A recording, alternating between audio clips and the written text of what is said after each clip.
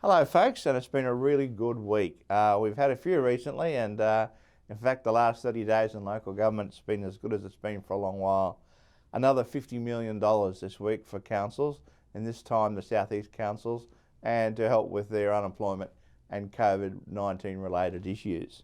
All up now in various forms of assistance. The state government has put forward $320 million that councils can access or will access, and then there's another $100 million from the Commonwealth, federal government, $420 million of new additional money.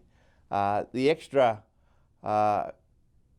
icing on the cake this week, of course, was the passage just yesterday of the so-called TRAD bill, and that was the bill that we had fought for so passionately in relation to the requirement for prosecutors to prove intent when it came to councillors making mistakes in relation to their registers of interest.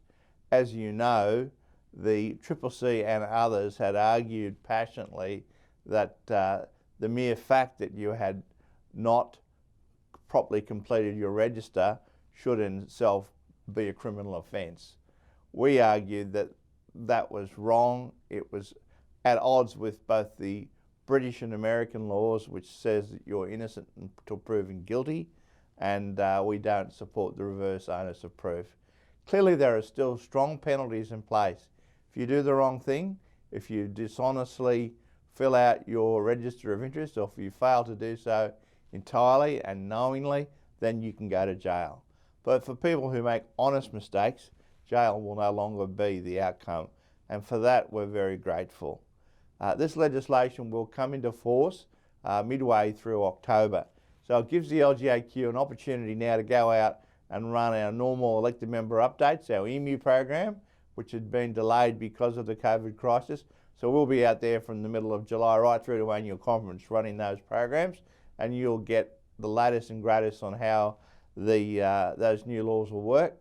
And importantly, we'll finish now an app which we've been developing, co-developing with the Office of Independent Assessor, which will give you elected members a tool in your hands that will ensure if you follow that tool you will have compliance and you will not be subject to prosecution. So we're very proud of the fact that that's another offering that we're making available at no cost to our members. Finally this week we held our 2020 Civic Leaders Summit, the first time we've ever done a fully online digital version, and it worked really well. 43 councils, about 90 mayors, deputy mayors and CEOs, and it was a great format. 3 hours on Wednesday, 3 hours yesterday on Thursday, and it worked a treat. I think people really enjoyed the ability to talk to each other across the electronic tables, and there was lots of that happening and lots of posting and notes. So thank you to everyone, and just again, great week. It's great to be part of an organisation that delivers in spades for its members. Thank you.